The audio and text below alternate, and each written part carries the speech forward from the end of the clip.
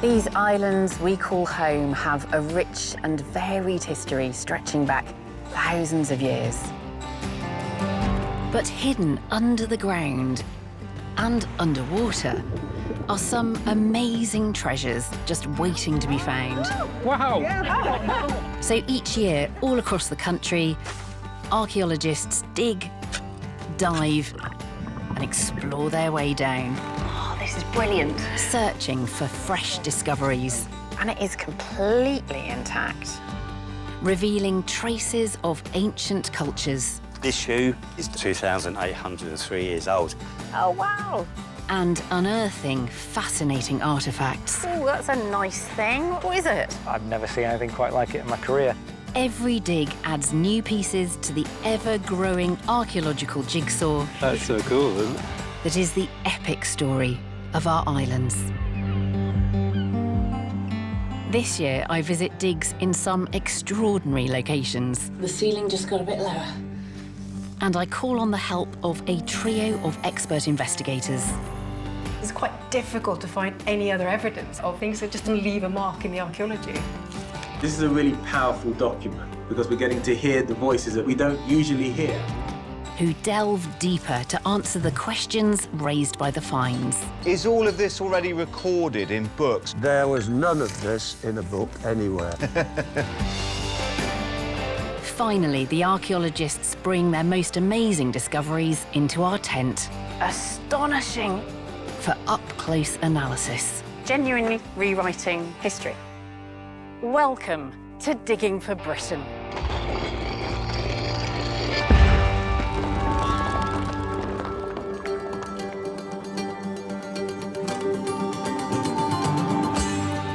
This time I'm travelling around the north of Britain to uncover the region's most exciting new archaeological digs.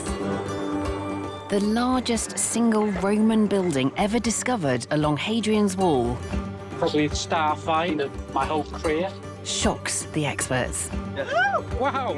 and reveals links to a Roman emperor here in Britain. The north of England would have been the centre of the Roman Empire. Isn't that crazy? On a remote Scottish peak, a lost fortress pushes archaeologists to their limits.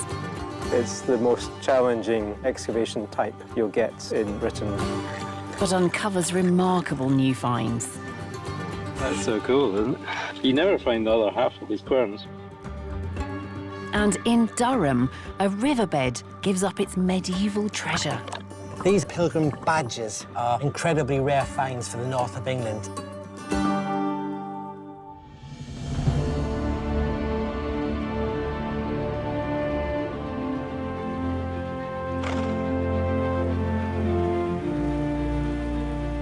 The north of Britain is home to one of the largest ancient landmarks in the country, Hadrian's Wall. Built after decades of brutal and bloody conflict with what the Romans called barbarian tribes in the north. The Romans built nearly 100 forts along its 73-mile length and stationed nearly 10,000 soldiers here on this dangerous frontier. Our first dig takes us to the western end of Hadrian's Wall, to Carlisle.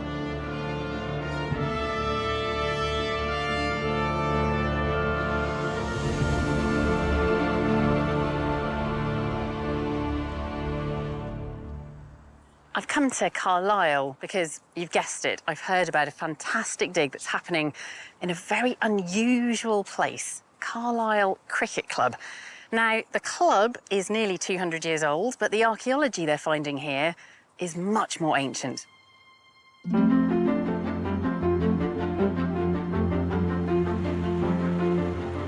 In 2005, the River Eden burst its banks and flooded the entire cricket club.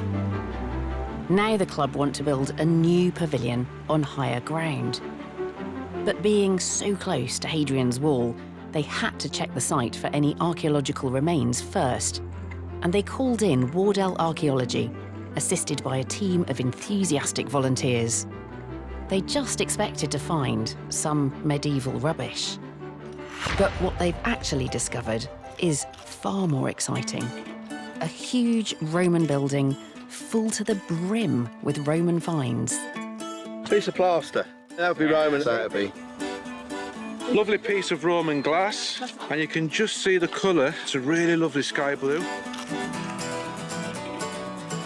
Something really special is going on here, so everyone's wildly excited. Brilliant.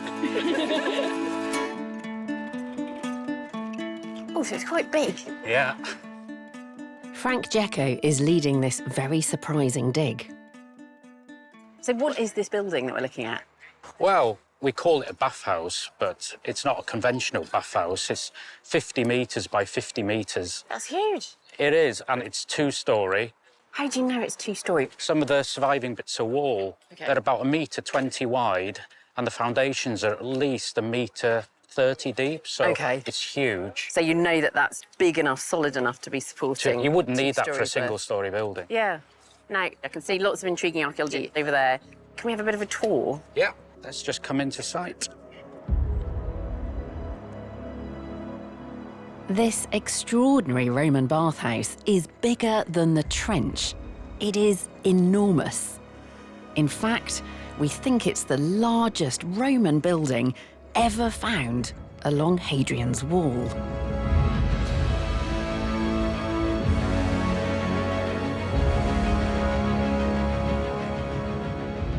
A detailed 3D model of the site reveals a complex network of thick walls and spacious rooms. With underfloor heating or a hypercaust, the floor would have rested on these columns of tiles. And being a bathhouse, there are plenty of drains. But why would the Romans have built such a magnificent bathhouse up here at the far northern edge of the empire? The team are hoping to find clues, and the drains are proving to be a rich source.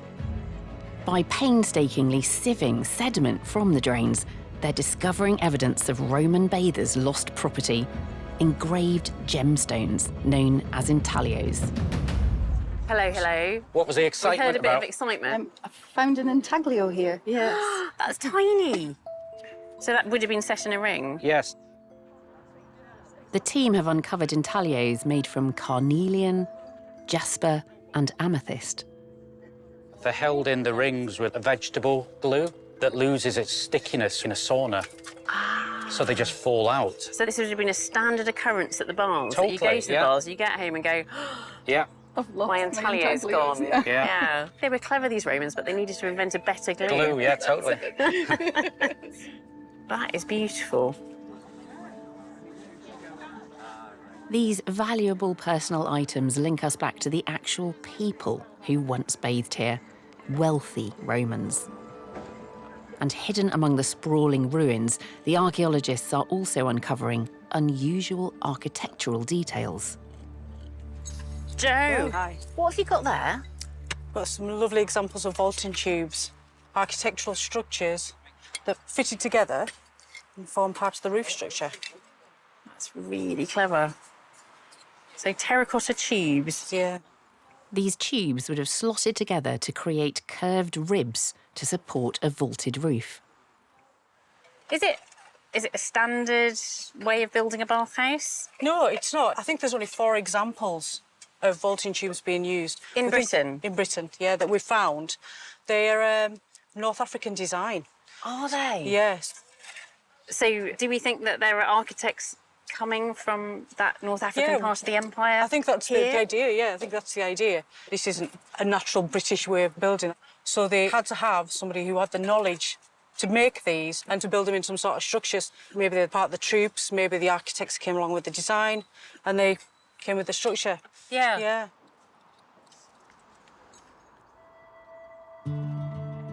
This intriguing discovery of North African construction techniques and the evidence of numerous wealthy bathers is prompting more questions than answers at this stage. We'll catch up with the team in Carlisle later in the programme to see if the archaeology can explain why this luxurious bathhouse was built on the far edge of the Roman Empire. But for now, we're heading further north.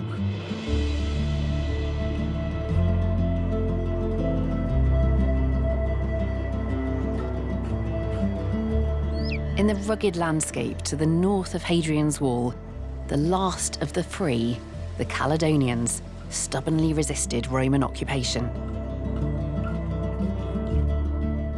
But even these remote, beautiful locations are filled with clues of thriving ancient cultures. In Shetland, the Broch of Clecimin housed an Iron Age community more than 1,600 years ago. And the Callanish standing stones on the Isle of Lewis were first raised nearly 5,000 years ago, long before Stonehenge.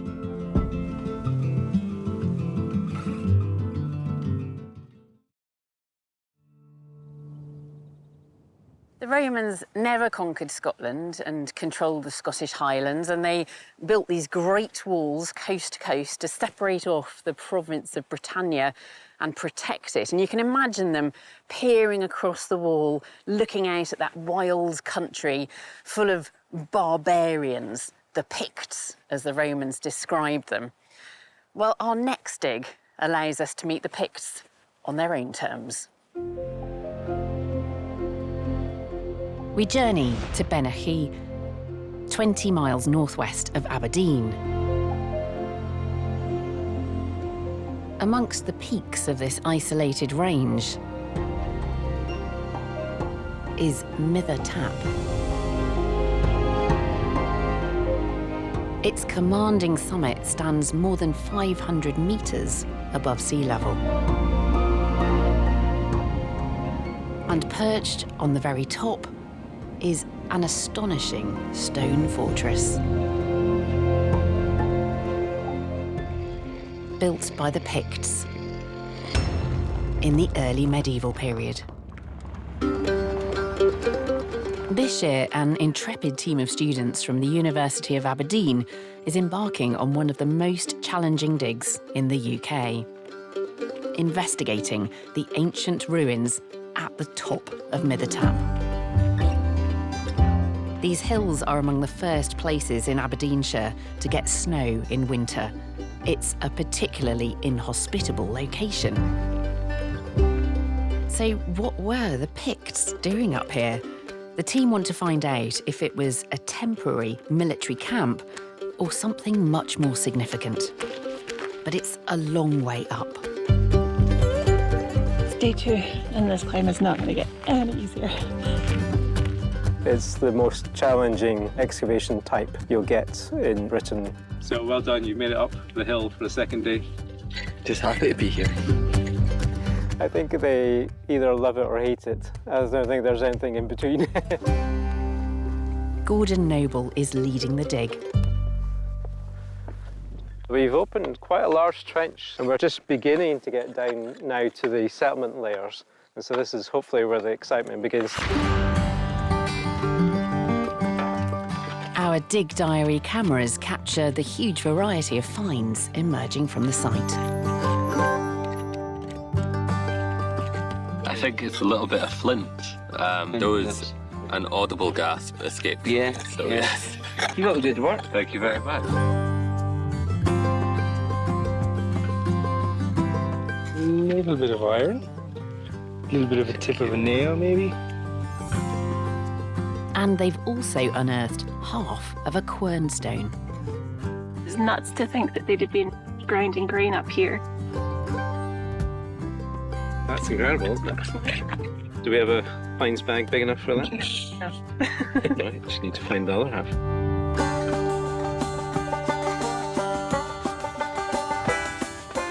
Hey!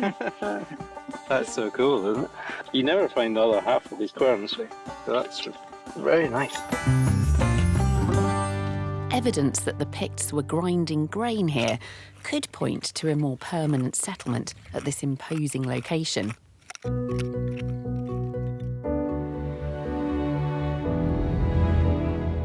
The remains of two formidable stone ramparts encircle an upper and a lower citadel.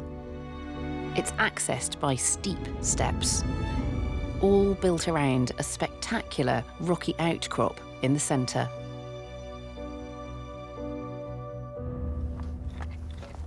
This year, the team are opening trenches in the lower citadel, looking for evidence of settlement here. And as the dig progresses, traces of Pictish life start to emerge. What have you got there, Thomas? It's abandonment boat. I believe it's cattle. Tooth. Probably pig. Tells us that they're eating different things on site, they're butchering different things. Pigs are often associated with high status, and they're usually quite a convenient animal for feasting as well. And along with this evidence of fine dining, the team are also uncovering traces of industry. Bit of burnt clay, and on one side of it, there's what looks to be vitrified material, almost like it's been used in the metalworking process. So we could have some sort of a metalworking area here, maybe. Oh my God, it's incredible. The team is starting to build a more complex picture of life within the fortress.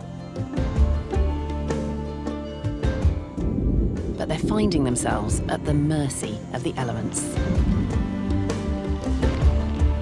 We've got a thunderstorm again.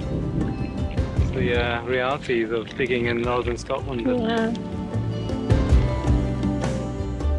With the weather closing in, I've asked Gordon to join me in the Digging for Britain tent to share everything he's learned about Pictish life at Mither Tap. Gordon, this seems like a pretty incredible site. What were you hoping, what were you expecting when you first set out to dig there? Well, it's one of the more extreme sites we've dug, that's for sure. And it must be one of the best preserved hill forts in Scotland. And now, on this hilltop, we're actually finding some of the best evidence for the kind of everyday lives of the Picts that we've got, really, from this region. So what have we got here, then? So we've got some of the indicators that this was a high-status location. Yeah. So we've got little tiny sherds here from crucibles. So these are the little clay vessels they're using to melt down bronze or silver and pour it into moulds, and this is what these are. Probably for casting a big penannular brooch, which would have been one of the big status symbols of the day. You know, the I mean, elites that's in such a society. tiny fragment It to is. be able to know what this is and the relevance of it. And you're not finding the metal then. You're just finding the evidence that they were exactly, yeah. doing metal We find work. some of the residues of metalworking, and these are bigger shares of crucibles here. Yeah. But they were the ultimate recyclers. They've taken away all the metal and left behind the things that weren't any use to them. Yeah, metalworking right up on the hill. Does this suggest there's something more there than just a temporary military camp? Absolutely. I mean, it's one of the extreme locations in Aberdeenshire today. It's the first place to get snow. But the evidence we're beginning to get into how these sites function certainly suggests that there are people living there. Yeah. Mm-hmm. There are a few other finds to look at here. What have we got here? They're intriguing. It looks like a couple of pebbles and then what looks like a tiny pyramid. Is it stone? Yes. So we think they're gaming pieces. Again, it shows you more about the kind of everyday lives of the Picts and some of the leisure pursuits. Yeah, it's not all work. It's not all work. Helps bring them alive a bit more, doesn't it? It does, yeah. And then this...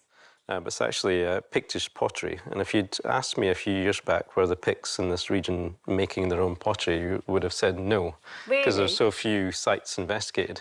Yeah. But now a few sites, including Mither Tap, we're beginning to find a native tradition of making their own pottery vessels. So it's just been missed archaeologically in the past, it's just there's been so few sites found. And the way the Picts were building their structures tends to be in very ephemeral ways. So down in the lowlands, you can imagine they just get ploughed away. Yeah. But in these upland sites, because no one has intensively farmed these locations for obvious reasons, being 550 metres up, we're getting some of the everyday objects of Pictish lifestyles. So this suggests that you've got these places which I think today might feel to us to be quite remote or difficult to get to, but actually they're quite familiar and lived in. Yes, absolutely. And they probably had a completely different concept of what was marginal and what was central in that time period. I think, this is incredibly visible from the region round about. Yeah. So you can imagine to actually place a hill fort on top, that would be a real marker of power and status, being able to do that. It's a statement. It is, yeah. And, you know, they seem to be like any other group in this time period, you know, warring societies, expanding their territories through conflict and conquest. It's all sounding very Game of Thrones. It is a bit, yeah. But it is fascinating to find out more about their lifestyles and their major sites.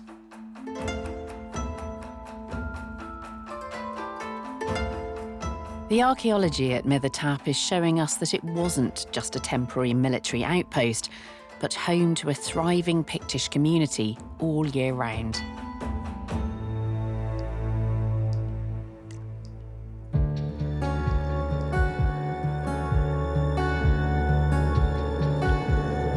Could we retrace our steps, perhaps? Wind back our minds and can you remember what it felt like in the beginning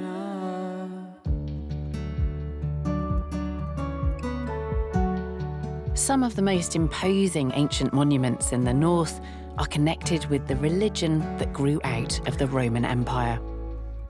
Today, grand ruins like the Holy Island of Lindisfarne in Northumberland and Rievaulx Abbey in the North Yorkshire moors stand as reminders of the importance and wealth of the Christian church in the north through the centuries.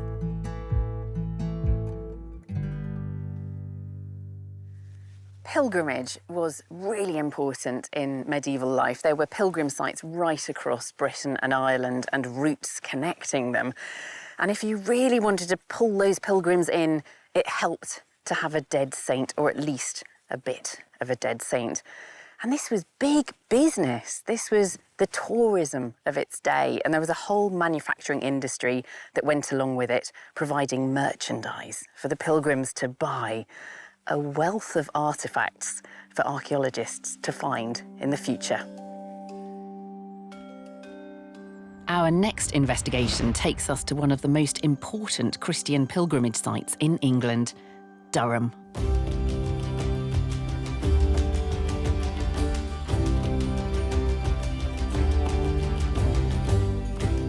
Durham Cathedral, a wonder of Norman architecture, sits at the very heart of the city. It's home to the shrine of St. Cuthbert, one of the most important early Anglo-Saxon saints in England. A prior and then a bishop, Cuthbert became famous for miracles after his death, and the pilgrims came flocking to his tomb. The Elvert Bridge dates back to the 12th century, allowing pilgrims to cross the River Wear on their way to the cathedral.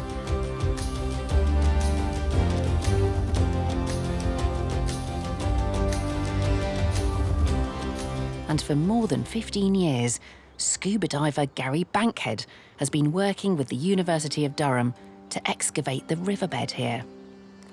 To date, I've recovered over 13,500 typically small metal finds. The riverbed below the bridge is full to the brim with small finds.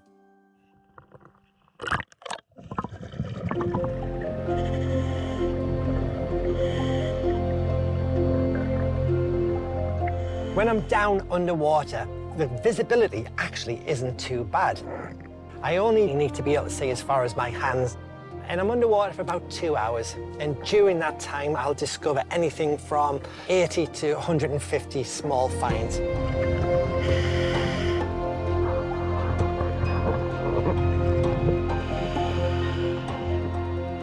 The process of excavating the riverbed is relatively straightforward. Just like archaeology on the land, things at the top are the most modern. But right at the very bottom, that's where the later medieval objects are.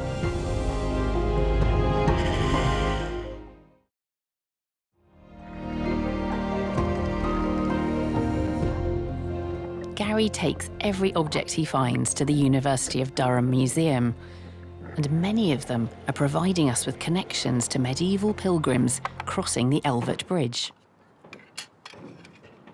ampulla, for me, are really, really exciting. They are pilgrim badges, often known or referred to as pilgrim signs. Pilgrimage was undertaken by people of all classes. And just imagine you visit a holy shrine, you'd like a souvenir. Today, you'd probably buy a T-shirt. But in that medieval period, they bought badges. The original form are of this type. So these are little lead ampulla, essentially vessels that were designed to hold either consecrated oil, holy water, or even dust, anything that had been associated with or in contact with the shrine of a particular saint. These were mass-produced objects, so they were relatively cheap. They were made of lead or pewter, crimped shut at the top, had little lugs on either side, so they would have been worn suspended around the neck. These are incredibly rare finds for the north of England. Ampulla in particular are very rare.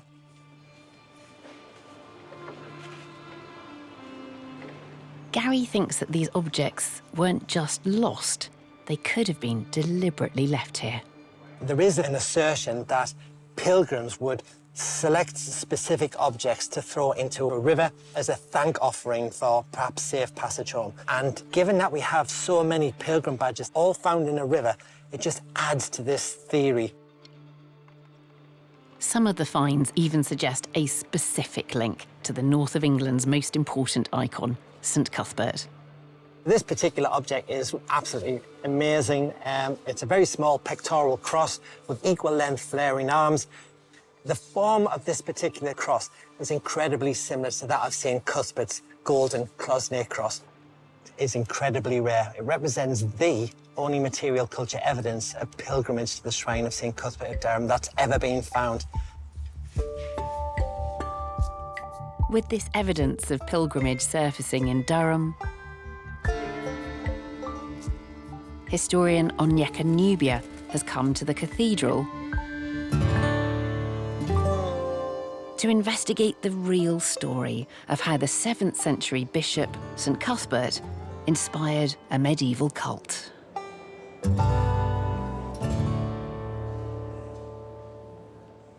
I'm here at Durham Cathedral. Its spire is magnificent, it pierces the sky. And yet the foundation of Durham Cathedral isn't just rock and stone, it's based on a person, St Cuthbert. I've come to meet Richard Gameson, an expert on medieval texts. He's unearthed some astonishing accounts hidden in the University of Durham Library, which can tell us about some of the earliest pilgrims to the shrine of St Cuthbert and the offerings that they would bring. Hello, Richard. Hello, good to meet you. Hello. So we've got some fantastic, wonderful texts that tell us about the pilgrims and the pilgrimage that took place in Durham. Yes, this here is the authorial manuscript of Simeon of Durham describing the history of the Church of Durham up to his own day, which was the very beginning of the 12th century. Ah, so this book tells us about the enduring legacy of St Cuthbert, even though it wasn't written at the time of the life of St Cuthbert. Yes, indeed. And this chapter explains a striking miracle that was accomplished at the site of Cuthbert's shrine. And we read here about a woman whose infirmity, she was crippled, but when she came to the place where Cuthbert's body was, she was healed. Okay, so we have this idea from this story that St Cuthbert's is doing miracles from beyond the grave. Yeah. And the point about a shrine is that you want people to visit it. By advertising these cases of healing, they spread the word of Cuthbert's potency and attract more people as pilgrims, as visitors to the shrine in hope of healing miracles. So, not to be too cynical on this, is there a financial aspect to all these ideas of healing and miracles? There certainly is, and this chapter highlights it, that when you came, it was expected that you were going to make an offering. Here at the beginning of this chapter, we read that on top of the tomb, there was a multitudinem denariorium, that there was a multitude of coins, and therefore your revenue stream is stronger the more people you attract. Right. So, who had access to this shrine? A good question, and in fact, this text answers that very precisely. This is what's known as the Rites of Durham, and it's explained here. The shrine was kept sealed into a cover which was locked, and we're told after someone has been identified as a VIP, it'll be unlocked and raised so you can see the shrine. Fascinating. So we have differential treatment for different types of pilgrims. The ones who can pay more money have greater access than those who have less money and less faith. I'm afraid that's what it boiled down to. You would be within a foot or so of the cover of the shrine, right, but you would not see the shrine itself. No matter how virtuous and faithful you are. You still can't get access if you haven't got money. No. And halfway down, you can just about see that if an offering was silver or jewels, then it would be hung on the shrine. And if it is a stranger thing, such as a unicorn's horn or anything similar, that was kept in the ferretry. So it was kept within the sacred enclosure, but not actually on the shrine. The benefit you're getting is proximity to the saint. So if your offering is physically attached to the shrine, that's a hotline. I see. So we can see here that pilgrimage was a universal practice, but practiced differently. Absolutely.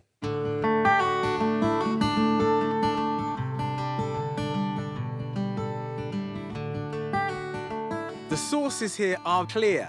Rich people thought that St. Cuthbert was their saint. But the archaeology gives us another story. Ordinary pilgrims, denied direct access to the shrine, made their meager offerings of lead and pule and pilgrim badges to the river. And yet, ironically, it is those very humble offerings that have stood the test of time. Fly like a mockingbird, soar like the breeze. Travel the long road, and there by your side, the highest of mountains and the oceans wide. Next, we return to the grounds of the cricket club at Carlisle. The team here are still trying to understand why the largest building ever found along the embattled northern frontier of the Roman Empire is a luxurious bathhouse with exotic North African architecture. And lead archaeologist Frank Jecko believes they've made a breakthrough. Well, this is where it gets really exciting. When we have this imp tile here, these are very unusual. Oh, wow, So you get legionary stamps, but this is the Imperial Court. Isn't that fantastic? So I, M, P. P, all joined together. Imperator. Does that mean that the emperor's here? Well, it means it's been a commission for the Imperial Court. It means he's ordered it? He's ordered it. And which emperor, do we know? Septimius Severus, I would put money on it. Would you? Yeah. Why? Because he was from Libya, and it links with the vaulting tubes that we have from this building. Those are very unusual architecturally. Unusual. A lot of people are more excited about the vaulting tubes than the imperial stamp. So he came from North Africa originally? Yeah. Septimius Severus was born in the year 145 in Libya, North Africa. He led military campaigns in Mesopotamia and Africa, and in 208 he arrived in Britain with more than 40,000 soldiers. His goal was to march north and finally conquer what he saw as the barbaric tribes on the other side of Hadrian's wall. With this discovery of an imperial connection, it seems likely that this huge bathhouse was built for none other than Septimius Severus. Wow! Look at that colour. What is it? We think it's pigment. Some kind of mineral? It's up for debate. We thought it was, but they say it's now inorganic. The experts agree that it's not quartz, but it's so unusual they have yet to pin down exactly what it is. Oh, that's extraordinary, I've isn't never it? seen anything like it. But if we have got purple pigment on this site, you can't get any more imperial than that, can you? Because, of course, purple is the imperial colour. Yeah, nobody else is allowed to use it. It was, you know, you'd be executed for using purple. The emperor wore robes dyed purple. Yeah, and this is a direct commission to the imperial court. We know Septimius Severus was up in the north of England. He comes up with his wife and his children. So for a short while, the north of England would have been the centre of the Roman Empire. Isn't that crazy? The capital, effectively. Yeah, because the Emperor's Imperial here. Court was here with his family, yeah. The evidence is suggesting that this spectacular bathhouse may have been used by the Emperor Septimius Severus himself and his court. And our Dig Diary cameras capture the moment the team make their most monumental discovery. We just found this, what we thought was a large boulder, but on the other side, there's a sculptured face of a lady. So we're incredibly excited. This will be the first sculpture we've had from our site. And I think we're just about now at the point of lifting it and turning it over. OK, 1, 2, 3. Oh, wow! Oh, my gosh! Incredible. It's stuffing in more water. Stunning. Stunning, and the hairstyle. Yeah. Well, look at the hair here. Yeah. This is braided hair. Yeah. Yes. It's very excited. This is our star find, probably the star find of my whole career. As the lucky volunteers continue to dig, they make another huge discovery. Yes. Oh, yes. Woo! Wow. Yeah. Another one. I got another one.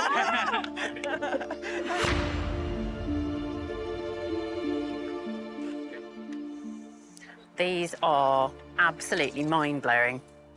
Yeah, stunning. Wow. They're very weird. They're very, very strange.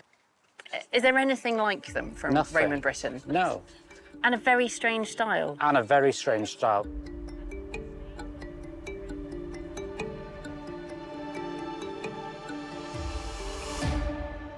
The question is, who are these people they're representing? You know, are they gods? Are they the emperor and empress? And the current thinking is they're theatrical masks. But why would you have theatre masks on a baths? Well, you have them because they're sort of good luck things. So when you're naked in a bathhouse and vulnerable, they're sort of there to protect you. So that's the idea. So it's like to ward off evil. Yeah. And then, you know, it's not beautiful sculpture, but it's really effective, isn't it? I mean, you can see it hasn't been finished. You can see the tool marks, all these little peck marks here. Yeah, not meant to be seen from behind. So presumably they're meant to be seen from a distance? Like... Yeah, if you could imagine, it would be 2.5 or 3 metres away on a wall of a building. Yeah. From a distance. You would never notice that. You'd just see the exaggerated eyes and nose and the mouth. Yeah. I mean, could they have been on a building with one on each corner? Do you think you're likely to find another 2 down in the trench? That would be fantastic. There's potential still down there. I think they're extraordinary. I love them.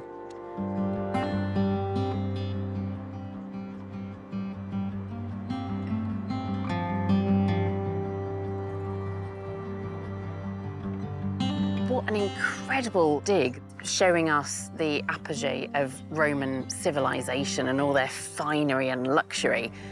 But we need to remember why that emperor was here. He's about to launch a reign of terror in Scotland.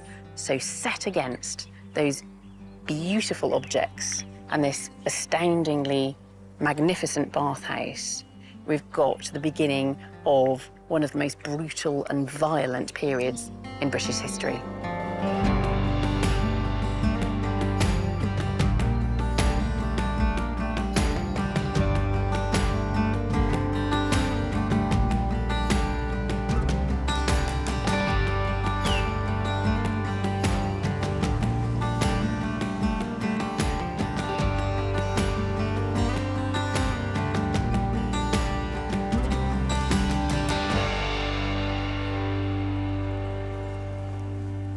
The landscape of Britain is littered with abandoned and forgotten settlements. Some of them even have their own acronym, DMV, Deserted Medieval Village. There are lots of reasons for a place becoming abandoned. It could be disease, like the Black Death. It could be a change of land use, a rich landowner deciding to boot people off to make room for more sheep. Or it could be climate change and crop failure. Working out which factor is responsible has always been difficult, but now, with new scientific techniques, we have the potential to do just that.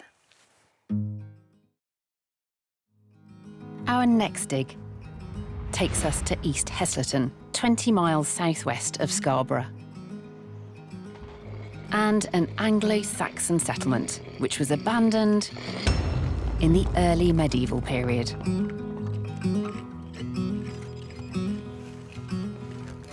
A team of students from the University of York are hoping to get to the bottom of the mystery of the disappearing settlement at East Heslington. This field has been completely surveyed using geophysical techniques. Dominic Powsland is leading the dig. And we can see a whole series of blobs like these, which are all over the field, quite widely spread. But if we were looking at an Iron Age or a Roman or even a Bronze Age or a medieval settlement, we would expect to see trackways, field systems, property boundaries, and all the things that make up what we would probably see as a village. Early Anglo-Saxon settlements do not look like villages. And it's not just here, it's all over Britain. Why do these things look so different? The fact that these Anglo-Saxon settlements never developed into more substantial villages with interconnecting roads suggests that they were mysteriously abandoned soon after they were established. But the team are finding objects that the people here left behind. This is a piece of early Anglo-Saxon pottery. So you've got these ribs with little marks in them, and there's multiple, so they've probably been decorated using a bone point. And then this is the end of a composite bone comb. They're made out of multiple sheets of bone. This one has just come out, so it's still covered with soil. It has no extra decoration, but what a lovely shape. They're really beautiful bits of personal equipment. Dominic thinks that the abandonment of East Heslington may be linked to a change in climate. I believe the event that triggers these changes in Anglo-Saxon domestic settlement, or stop them developing, is what we call the late antique Little Ice Age. This site may have just died out, and it may have died out due to bad weather. The late antique Little Ice Age was a period of rapid climate cooling in the 6th and 7th centuries. It's possible that this cold spell was caused by distant volcanic eruptions.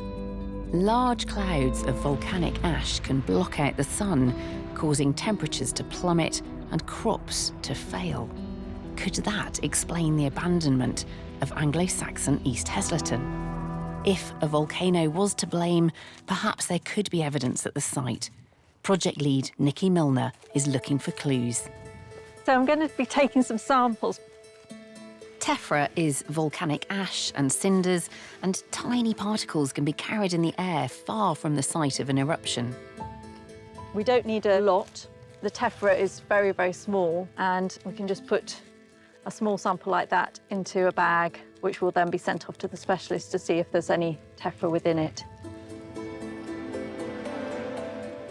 This is a piece of new research. Nobody's done it on archaeological sites of this period before. But if we can correlate the events with the archaeology, I think we're in a very good position to start reassessing the whole of early Anglo-Saxon England. Let's put it that way. The sediment sample from East Heslington has been sent to Simon Blockley at Royal Holloway University for analysis. Bioarchaeologist Kat Jarman has headed there to find out the results. Simon is pioneering a technique to look for tephra for the very first time on an Anglo-Saxon site. Hi, Simon. Hi, come in. Thanks. And he's going to show me how it's done. So, Simon, we're talking about tiny little microscopic pieces of ash that can't be an easy thing to actually find. It's incredibly difficult. If we find a volcanic glass shard, it'll be about 100 microns across, which is a tiny amount. It's about the thickness of one of your hairs. Right. So what's new about this is we're looking for it in an Anglo-Saxon archaeological site, and that's really, I think, never been done before. It does look quite challenging, but can I have a go? Please feel free, yeah. OK.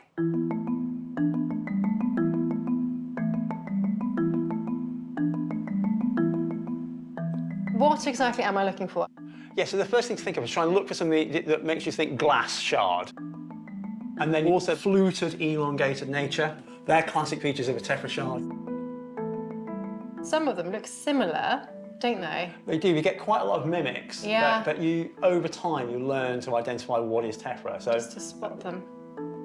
Yeah. Gosh, you can see. No. Okay. As I said, hey, go look at that. That one. Yeah, That absolutely. looks Well very done. You found a needle in a haystack. But the linear structure and the elongated features, all of that is an absolutely classic example. Well done. Excellent. Thank you. This is all from your archaeological site, so it's the first time I've ever found tephra in an Anglo-Saxon archaeological site. It's really incredibly rare to do. So this is exciting for you as well. Hugely exciting. It's evidence that there was definitely a volcanic eruption when this archaeological site was being abandoned, which is quite important. It's real physical evidence. Yeah, it's really exciting, isn't it? Yeah, it's amazingly cool. Finding tephra within the sample proves the settlers at East Heslaton had to deal with a volcanic ash cloud descending on them. And with chemical analysis, Simon is even able to determine which volcano was the culprit. So what exactly are we looking for in this chart then? So this is a chemical plot that summarises the chemistry of different volcanoes. First of all, somebody has to go to the volcano to take samples from close to the volcano and analyse the chemistry. And then this plot is a plot of tephras that have been found in England, but have been correlated to different Icelandic volcanoes. And so down at the bottom left, we have products of the Torfajökull volcano and the Katla volcano. Over to the right, we have the red, which is the Hekla volcano. And then at the top, we have the green, which is the Askja volcano. And our Heslaton data, the yellow, plots closest to the Askja tephra layers. So we can say quite confidently, actually, that this is an eruption from Askja, which is really interesting because no one's found an eruption from Askja at this time yet, until now. Brilliant. So this is a brand new volcanic eruption that we didn't know about. Absolutely, yeah. That's very, very exciting. But it also allows us to say that there's an Icelandic volcano erupting at the time that this site was being abandoned. The Askja volcano is hidden away in the remote highlands of Iceland, nearly 1,000 miles from East Heslaton. It's known to have erupted in 1875 and in 1961, but now, thanks to Simon's work, we know Askja also erupted in the 6th century, and that its ash cloud extended all the way to Britain. We do have historical accounts and evidence of what happens when you get Icelandic eruptions, and you basically get 1 or 2 years of cold, wet summers. That means you don't grow crops. If you get 2 years or so of not growing crops, a population like that could be in trouble. That's really, really interesting, because it's quite difficult to find any other evidence, isn't it, of things like crop failures. It just doesn't leave a mark in the archaeology. Not in the archaeology. What we have at this site now is we have a tephra that says at least it's possible. Which is amazing. It is, yeah. These tiny dots on a computer screen are the first direct evidence of events significant enough to traumatise early Anglo-Saxon communities and force them to leave their homes. Clouds of volcanic ash from Iceland may have caused upheaval in the 7th century, but 400 years later, hordes of Norman invaders from France had an even bigger impact on the Anglo-Saxons. And that story has brought me to the village of Lowther, 4 miles south of Penrith.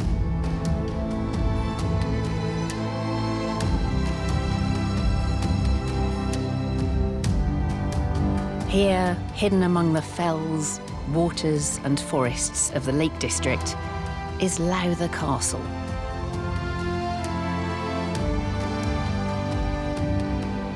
It was built in 1806 by William Lowther, the first Earl of Lonsdale, and at its height, it reputedly had 1 room for every day of the year. Today, the castle is undergoing a transformative restoration. It looks like an ancient ruin, but it's only 200 years old. It was lived in by a few generations of the Lowther family, and then in 1957, the then Lord Lowther was running out of cash, and so he demolished it But at least he took the roof off and he took a wrecking ball to some of the walls. And so now it just sits here in the landscape as a rather romantic ruin. But there's a much older story playing out in the grounds.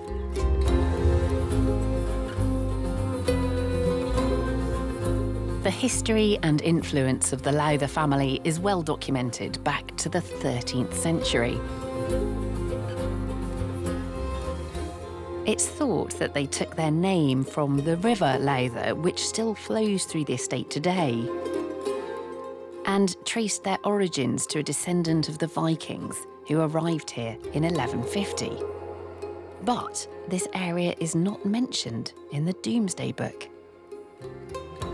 In fact, there's no written evidence at all for what was here in the early Norman period. You get to a point where the historical records just run out and we can't find out anything more about this place. Apart from, of course, we can, because that's when the archaeology comes in. Now, a team of students from the University of Central Lancashire is investigating a mysterious feature hidden in the castle grounds. The lead archaeologist is Jim Morris. Hello. Hello. What are you doing down here? The castle's up there. Wow.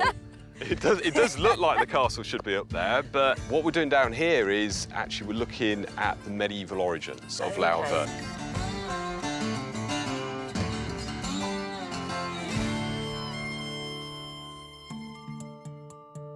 Deep in the woods, Jim is investigating a huge ditch and bank earthwork, more than 10 metres across and 8 metres high.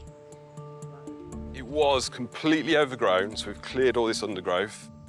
He believes that this earthwork predates any historic record for the area.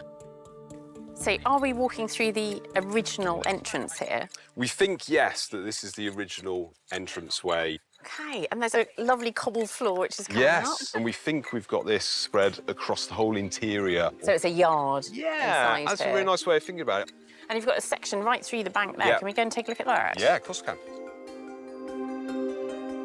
This raised, cobbled area is surrounded on all sides by steep slopes, perfect for defending the interior.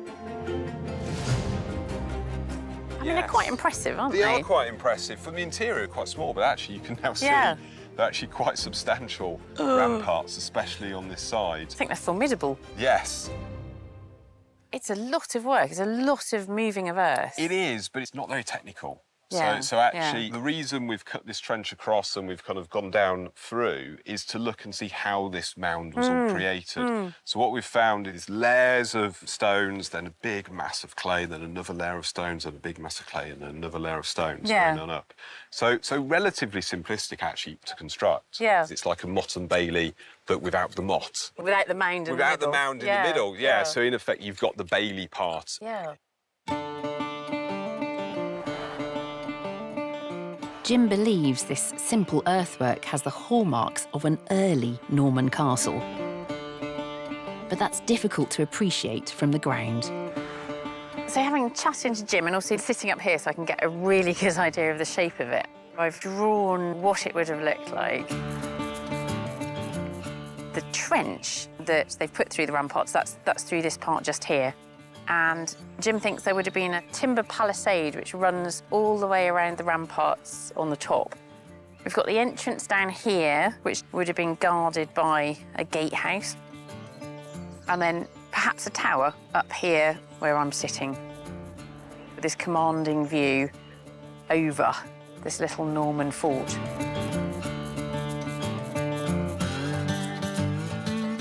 This seemingly important site isn't mentioned in the Domesday Book, which was written 2 decades after the Norman conquest. So, to investigate when and why the fortress was first built here, medieval historian Sophie Ambler has been trawling through the Lowther family's personal medieval archive. Sophie, hi. Hi, hello. Ah, see, these are the historical documents. What do they actually say? Well, They tell us a little bit about the landscape of the site because they are portioning up very small portions of land, an acre here, half an acre there. Yeah. And this one here is particularly special because we can date it. So this is given at Lowther on the Saturday after the feast of Easter in the year 1278. Wow. So it's given at Lowther, which means it was given here in the Villa of Lowther, probably very close to where we're standing now. Yeah. Yeah. Oh, this is absolutely wonderful. And if we look here at this one, so this charter dates to the 1280s. And it's a charter drawn up for Alice, daughter of Peter of Thrimby. She's renouncing her rights in half a rood of land. That's 1/8 of an acre. Can you see above the castle? Can you see Castellum? Just here on the fold of the parchment. So do you think that castle is the one in the woods? I think it's very likely that this is the castle in the woods. Yeah. Exactly. I think that in the 1280s, this castle was still standing then. The people living in the village recognised it as a castle and they were using it as a local landmark. It might not have been in use then, but it's definitely there. But who built that castle? This is the big question. This is the big question. Now, in Cumbria, we have very little written evidence for the Norman period. Okay. And that's because Cumbria was not conquered in 1066 by William the Conqueror. When was it conquered? So it was conquered in 1092. Oh, by really? His son, William Rufus, who led the conquest of Cumbria in 1092. Cumbria was an independent kingdom. It wasn't part of the Anglo-Saxon kingdom that we know from southern England. William Rufus led an expedition to Cumbria, and then he sent peasant men with their wives and children from the Norman regime in southern England to Cumbria. Yeah. So it's effectively a plantation settlement and a way of colonising Cumbria. And we're speculating that this site could be the first stage of the Norman conquest and settlement of Cumbria, because that's the sort of castle type that we would expect to see in rural conquest. Oh, it is fantastic. What an amazing archive to have. Occupying forces through history have established control with fortresses before sending in settlers to colonise the region. It seems this medieval settlement at Lowther was no different. Could this hastily constructed wood and earth fortification have been the vanguard of the Normans' final victory over the independent Kingdom of Cumbria, more than a quarter of a century after 1066? What a fantastic story. It's wonderful to be here just as the very first archaeological investigation of this castle is happening. There's more to find out, of course, there always is. But we're already learning so much about Norman Cumbria.